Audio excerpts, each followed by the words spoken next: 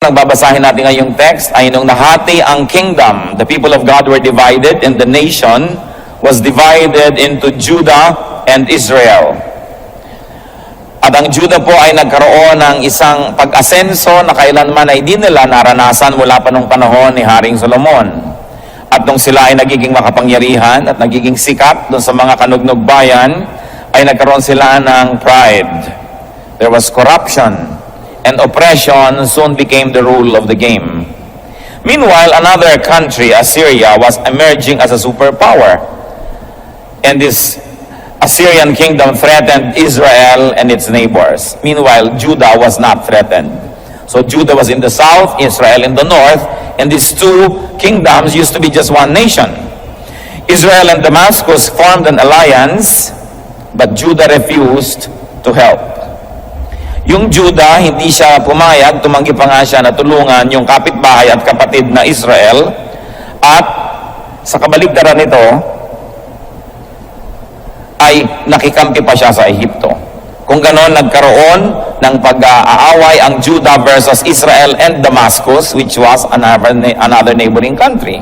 Dapat sana ang magkakampi lagi, Judah and Israel, but this time Judah did not want to help Israel to be secure against the threats of Assyria. So when there was this impending war between Judah on one side and Israel and Damascus on another, Judah sought help from Egypt. So doon pa siya hihingi ng tulong sa Pharaoh of Egypt. At ito po ang background ng ating babasahin.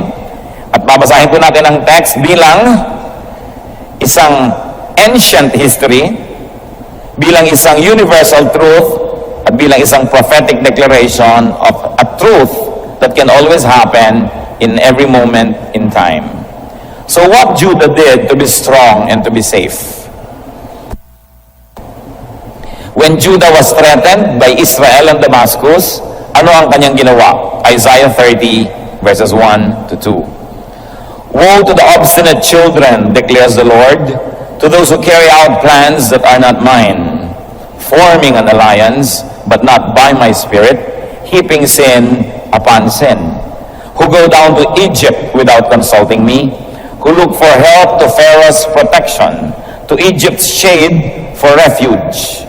So ang tinutukoy po dito yung Judah na ayaw tumulong sa Israel at nakikipagkampihan pa sa Egypt.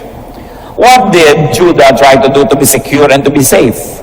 And if you like to read it as prophecy for all time, what do God's people do in order to be safe? They carry out ungodly plans, though they may be people of God. They carry out plans that are not of God, that are not approved of God. Hindi ba't nangyayari yan kahit ngayon, pagka may mga anak ng Diyos na pagka nalalagay sa panganib, ay halos ibenta ang kaluluwa kay Satanas, magkaroon lang ng feeling of safety? Pagka nagigipit, sabi nila, sa patali may kakapit, yan ba ang ginagawa dapat ng mga anak ng Diyos? Hindi. Pero ito ang ginawa ng Judah. Isaiah 8:19 says, should not a people inquire of their God? So obviously, Judah went ahead and tried to form an alliance with Egypt without God's approval. Jeremiah 18:12, but they will reply, it's no use. We will continue with our own plans. Each of us will follow the stubbornness of his evil heart. So, ito po ang pagpapatuloy ng ating kasaysayan. So, Judah here was being admonished to repent, but instead, insisted on its own way. So, what else do God's people do in order to be safe? When I say God's people, I don't mean all of God's people, but these are in spite of the fact that they are God's people. Some of God's people do this. They form ungodly alliances. Kaya ang sabi ng Psalm 1:1, blessed is the man who does not walk in the counsel of the wicked, or stand in the way of sinners, or sit in the seat of mockers. Nangyayari po na pag nagigipit, nagkakaproblema, ay nagkakaroon ng evil partnerships na hindi naman dapat gawin ng mga tao ng Diyos. They make alliances with Egypt. And of course, ano po ba yung mga modern equivalent ng Egypt? Ungodly parties. Kadalasan, pag ginagamit po yung word na Egypt, hindi naman lagi sa Bible, it refers to an ungodly, idolatrous, cruel nation. Yun po yung connotation ng word na Egypt. Although Egypt is not always known for everything negative, pero yun po yung connotation ng paggamit ng word na Egypt. What else do some of God's people do when they want to be secure? They seek help from people, from things, instead of God. Umaasa sa mga bagay, umaasa sa kapwa-tao, umaasa sa mga pamamaraan, umaasa sa sari-saring mga hindi maka-Diyos na mga hakbang. Isaiah 30 verse 3, "But Pharaoh's protection will be to your shame. Egypt's shade will bring you disgrace." At yan ang sinabi. Nagpapakup-kup kayo kay Pharaoh kasi yan ang pinaka-powerful na empire. Maraming chariots and horses and armies. But do you think the Pharaoh's protection can really be your true protection? Sabi yang pagkakanlong nyo sa Ehipto, yung lilim na ibinibigay sa inyo ng Ehipto, ang pagmumulan ng inyong mga kahihiyan. Shame and disgrace. Now, why was Judah weakened and endangered? It's a very interesting subject. And now, why do some even of God's people can be weakened and endangered? Remember, Judah, in spite of all its mistakes, was still belonging to God's nation. Iko-consider pa rin natin silang mga lahi at bayan ng Diyos. And today, why do God's people become weak and endangered? Isaiah 30, 9 to 11. These are rebellious people, deceitful children, unwilling to listen to the Lord's instruction. They say to the seers, "See no more visions," and to the prophets, "Give us no more visions of what is right. Tell us pleasant things, prophesy illusions. Live this way, get off that path, and stop confronting us with the Holy One of Israel." Kaya nalalagay sa panganib itong Judah. Ano po ang kanilang ginagawa? They are rebellious. Naghihimagsik sila sa Diyos, hindi sila handang makinig sa mga itinuturo ng Diyos, at hindi sila handang makinig sa mga sinasabi ng mga propeta na dapat sana ay tagapagsalita ng Diyos. They even prevent the prophets from telling them the truth. Pinipigil nila, sabi nila sa mga propeta, tama na ang mga pagsasalita mo tungkol dyan sa Holy One of Israel. Bigyan mo kami ng mga balitang gusto naming marinig, gusto mo kami ng mga pampalakas ng loob, yun ang ibigay mo sa amin, yung mga magaganda, yung nais lang namin na gawin, yun ang sabihin mo. Binubusala nila ang bibig ng mga propeta ng Diyos. And in many times of history, it is possible for the so-called prophets, it is possible for religious leaders to tell only of pleasant lies and to be the odorants of lies and liars. Napakahalaga po ng role ng propeta, napakahalaga ng role ng mga lingkod ng Diyos. Sila dapat ang budhi, sila ang konsyensya ng isang bayan. Kaya hindi sila dapat napipigil, hindi sila dapat nabubusalan. That's why there must be a healthy separation of the religious system and government. It doesn't mean that Christians may not become part of government as individuals, but it only means that as two institutions, they must be separate. Kaya alam niyo po ang ginagawa ng maraming rulers all over time, they usually surround themselves with religious figures. That's why rulers always want to have spiritual advisors, although it is doubtful if they really get advice. But they want to be surrounded by spiritual advisors to have deodorants. Because the best deodorant of a stinking government are religious people who will lend their beautiful, good, and holy name to evil rulers. So by association, ano po ang mangyayari? Parang magkakaroon ng cloak of authority and even spirituality ang mga rulers. It is possible for religious leaders to become spiritual prostitutes. Kung ang pananalig sa kanila ng mga tao ay ililipat nila sa mga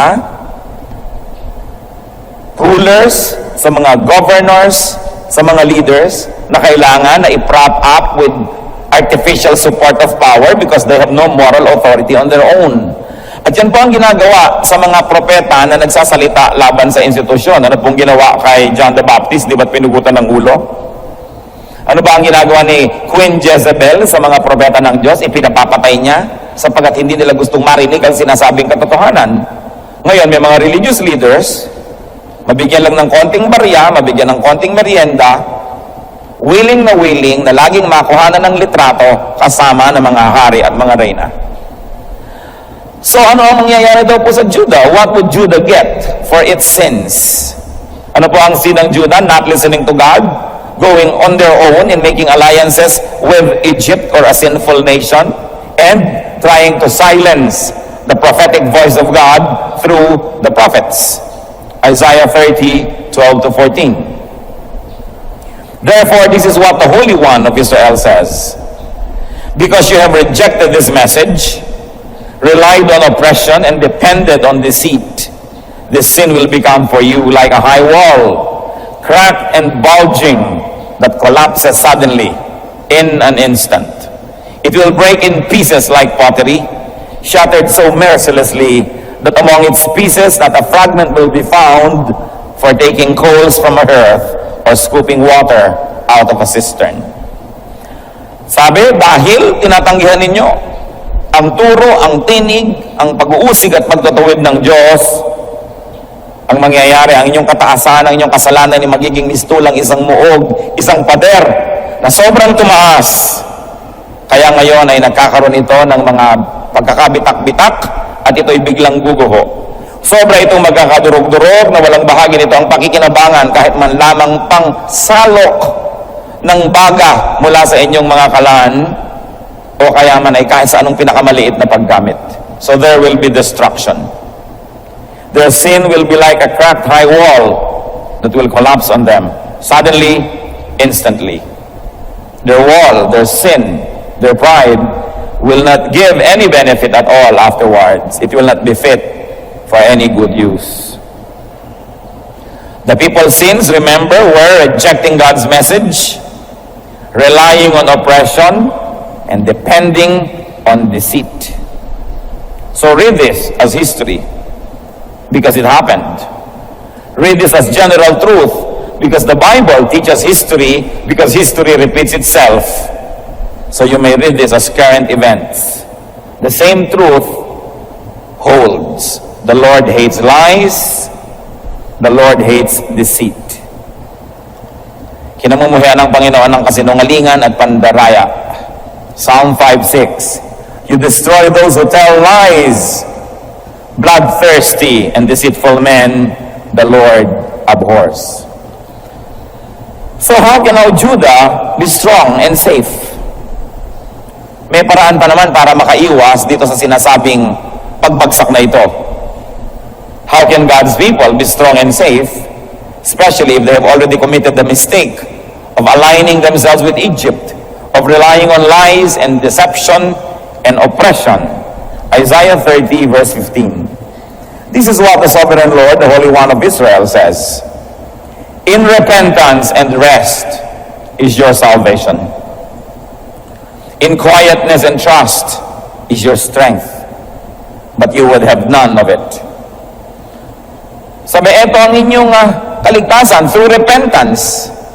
Pero sa tikas ng ulo nyo, hindi kayo makikinig.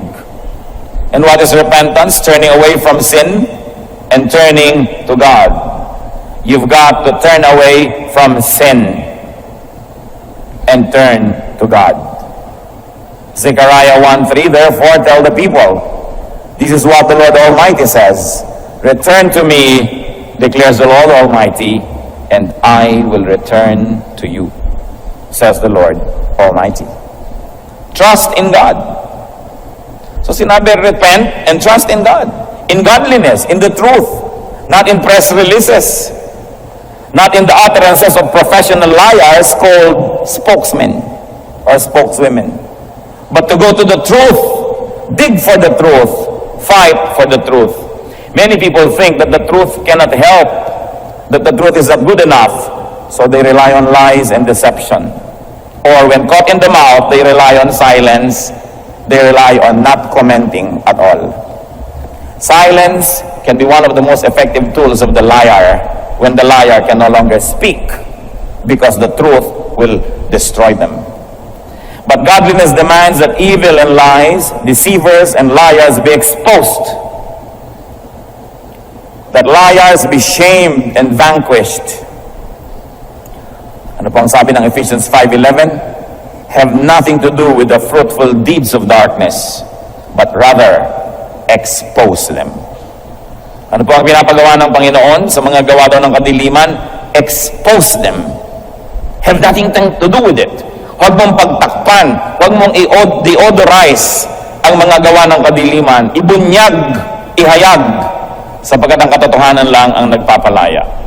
Of course, liars and deceivers will try to deodorize themselves with religion, with religiosity, and with association with religious leaders, so they can always say, the Lord put me here. Kailangan nila lagi ng mga excuse. Kaya nga po makikita natin, pati po ang si Satanas nagpapanggap na siya ay alagad ng kaliwanagan. 2 Corinthians 11:14-15. And no wonder, for Satan masquerades as an angel of light. It is not surprising then if his servants masquerade as servants of righteousness. Their end will be what their actions deserve. Kaya kahit ang mga masasamang espiritu, kung biglang gusto nilang lumabas at paniwalaan sila, siyempre may kapangyarihan ang masasamang espiritu, kahit fake na kapangyarihan, pwede nilang pagalingin ang iyong sakit sa paa, pwede nilang pagalingin ang iyong sakit na ganito, pero ang totoo, pag masasamang espiritu ang nagpapagaling, hindi sila healers, they are deceivers. So yung sakit mo, tinatanggal nila from the original place, inililipat lang nila sa iba. So yung original complaint mo, gumaling, tuwang-tuwa ka na, pero hindi mo alam, merong mas malalang nangyari sa'yo. Pero siyempre, pag magpapagaling ang masasamang espiritu, alangan man dumating sila na mukhang demonyo. Di walang naniwala. So kailangan mukha silang banal. Kailangan may liwanag. Sasabihin, ako ay sugo ng Diyos. Sugo ni ganito at sugo ni ganon. Pero sabi, even angels, even Satan disguises himself as an angel of light to deceive, if possible, the people of God. Kaya po yung masyado kung mga mapaniwalain sa mga himala, mga apparition, mga kung ano-ano. Siyempre yung mag-a-appear doon, alangan masabi niya, ako si Satanas. Eh di nagtakbuhan ng mga tao. Sasabihin niya, ako si ganito, padala ng Diyos, pati itsura, pati costume, di-deceive ang mga tao. How will you know if it is not from God? When glory and honor is not given to God, but given to the supposed personage that made the appearance, it's not from God. Because the true work of God will glorify no one and nothing else but God. Pero pag sinabi ng sumipot, build a church in my honor, nakakataya kayo, hindi ang Diyos pinanggalingan noon. Kasi sarili niya ang itataas niya, hindi ang Diyos. Nakita niyo po, si Peter, nung lumuhod sa kanya si Cornelius, sabi niya, stand up, I too am a man. At nung si John the Beloved ay lumuhod sa harap ng anghel, nung ipinakita sa kanya yung future sa Book of Revelation, sabi ng anghel, tumayo ka, worship God, I'm only a fellow servant of yours. Sapagkat yung mga tunay na padala ng Diyos, hindi nila kukunin ang karangalan. Sa Diyos lang nila ibibigay. Napakarami pong mga nadedeceive na mga apparition, ng mga himala. Papagalingin ang ganito nila, pero hindi nila alam may ibang sakit na ibinigay sa kanila. Dahil kahit naman nung himala ang gawin sa kanila, namamatay din sila. Ganun ba ang himala? Pero nandadaya. Ang mga mandaraya po, dapat mukha silang galing sa Diyos. At ang lahat ng mga gustong magsamantala sa kapwa-tao at magkaroon ng kapangyarihan, dapat mukhang galing sa Diyos. Hindi kayo nakakahalata. Ang mga Roman emperors, ano ang claims nila? They are descendants of the gods. That's why the emperors were worshipped. The pharaohs were gods upon earth. Dahil ang kanilang mga mitong nilikha para magbigay ng excuse ang kanilang absolute rule, ang kanilang ama ay galing sa langit at ang kanilang ina ay tao. Counterfeits of God, the Lord Jesus Christ, who came from heaven and then had associations with humans in the flesh. So makikita nyo po, lahat ng religious leaders may claim ng divine connection. That even the Pope in Rome had to be descendant of Peter. Kailangan kumonekta sa isang religious person para magkaroon ng excuse for absolute power. Nakita niyo po yung mga leader ng mga maraming Eastern religions, sinasamba rin sila because they are incarnations of this and that religious personage. Nakita niyo mga emperor ng Japan, kaapu-apuhan din ng Diyos. Nung natalo sa gera, ipinatanggal ni MacArthur, so the emperor had to renounce divinity. But until the time of the Second World War, the emperors of Japan were treated as gods because they are believed as descendants from the gods. Ganito po ang ginagawa ng mga makapangyarihan na panglilinlang sa mga tao. I-claim nila na sila may connection sa Diyos para may excuse ang kanilang power. So pati ang mga founder ng mga kulto, lagi silang nagkaroon ng vision. Dinala sila ng anghel sa isang kuweba, sa isang bundok, sa ilalim ng isang puno, nagpakita sa kanila ang anghel o ang Diyos. Binigyan sila ng ganitong bato, o binigyan sila ng ganitong libro, o binigyan sila ng ganitong kapangyarihan. Kaya paglabas nila, naging founder sila ng mga kulto. Kailangan may anghel na galing sa langit na hihipo sa kanila, magbibigay sa kanila ng kapangyarihan. Common yan sa lahat ng mga kulto. Nagkaroon sila ng personal encounter with the divine para magkaroon ng excuse sa kanilang absolute power. Kaya ano naman po ang mangyayari? Ang mga lahat ng mga hari at reyna sa Europa, anong lagi nilang ini-invoke? The divine rights of kings. Divine rights, because they are descendants of the gods. Ano ngayon sa demokrasya? Paano ang demokrasya na hindi ka na-descendant ng kung sinong royal family na galing sa Diyos? Ibinoboto ka ng tao, may bago na naman silang gimmick. Sasabihin nila, Vox Populi, Vox Dei. The voice of the people is the voice of God. The people have voted, so this is God's choice. So the Lord put me here. Excuses, no, to justify excesses and power, to justify whatever they want to do. Ang mga tao dapat ay mamulat sa ganitong mga pamamaraan ng kanilang kapwa-tao na nais silang pagsamantalahan, linlangin. No, why would Judah not be strong and safe? Isaiah 30, 16 to 17. You said, no, we will flee on horses, therefore you will flee. You said, we will ride off on swift horses, therefore your pursuers will be swift. 1,000 will flee at the threat of one, and the threat of 5 you will all flee away, till you are all left like a flagstaff on a mountaintop, like a banner on a hill. Sabi ng Diyos, babagsakan kayo ng pader na yan, masisira kayo dahil hindi kayo nagsisisi. Ang inyong kaligtasan ay sa pagsisisi, sa pagbabalik loob sa Diyos. Sabi na, hindi, tatakas kami, tatakbo na lang kami. Meron kami mga kabayo, mabibilis ang aming mga kabayo, so hindi kami madadaganan yung guguho na yan. Why will they be destroyed? Why will they remain weak? Because they depend on material tools. Because they depend on instruments, horses. Of course, those horses today can be anything or anyone outside of God, outside of godliness. Sabi niya, we will be quick. So they will depend on technique. The way they will run, the way they will avoid God's judgment, they will use speed. So, ito daw ang problema. So tatakbo kayo. Pag tumakbo kayo, hahabulin kayo. Sa palagay nyo, sino ang disadvantageous ang situation? Yung hinahabol o yung nangahabol?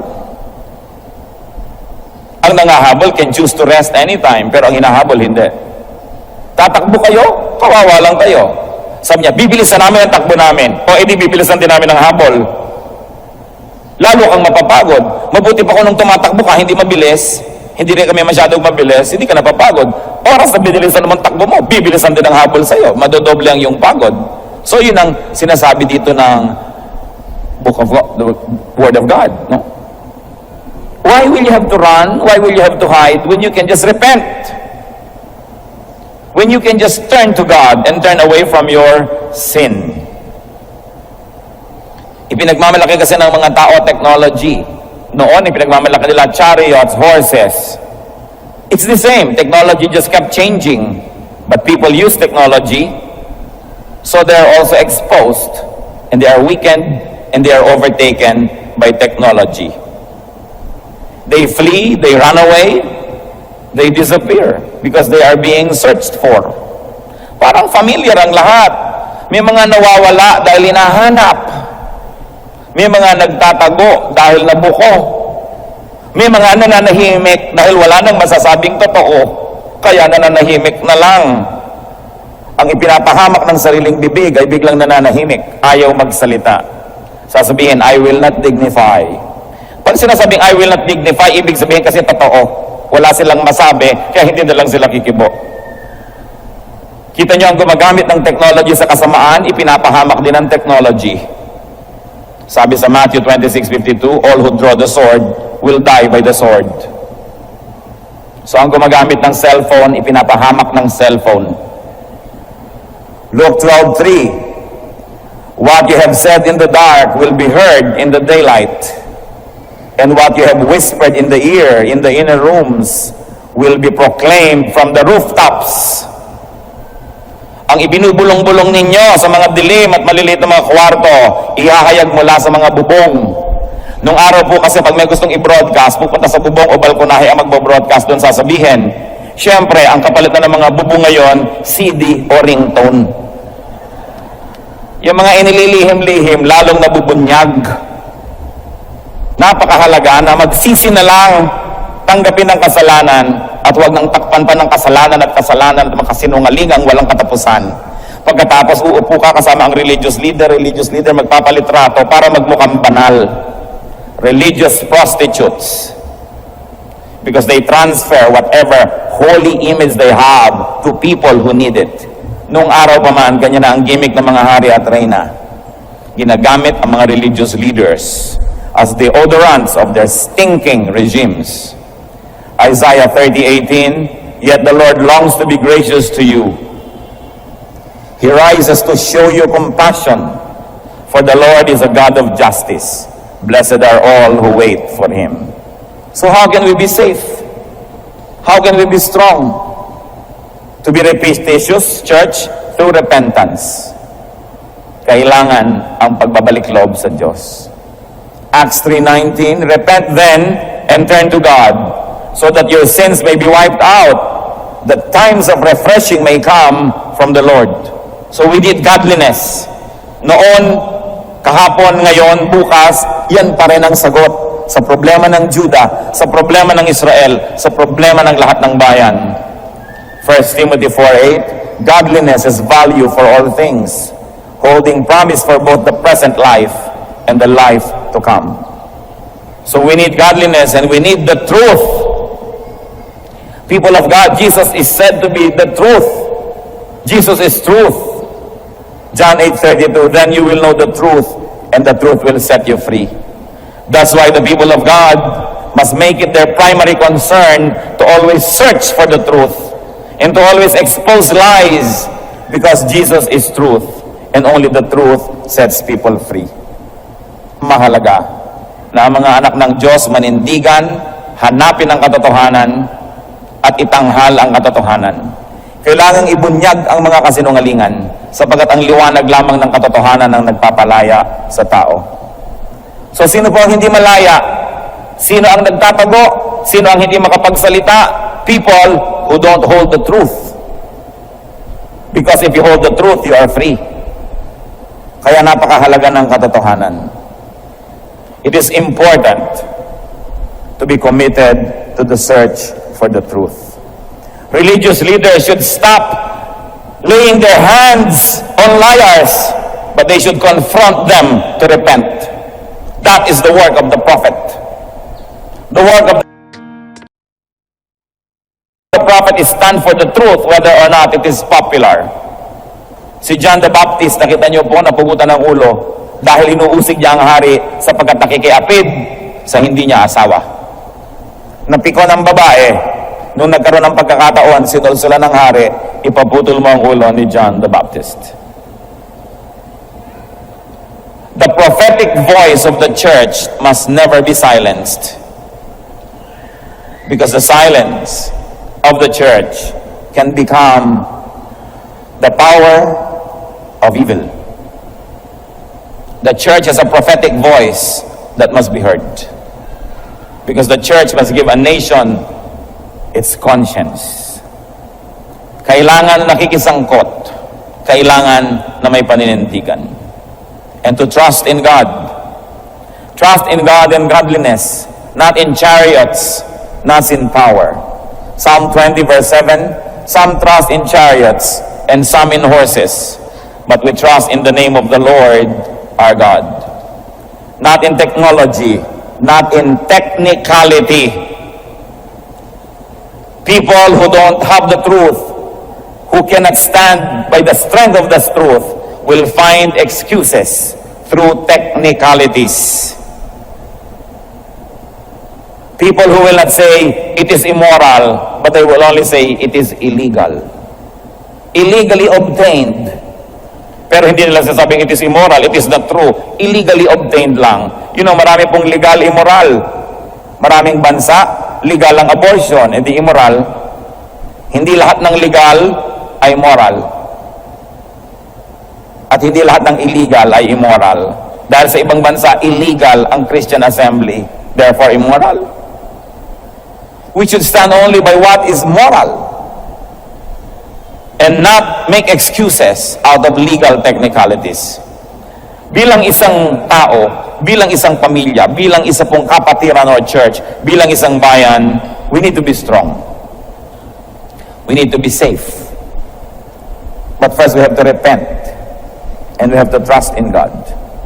Proverbs 3:5-6, trust in the Lord with all your heart and lean not on your own understanding.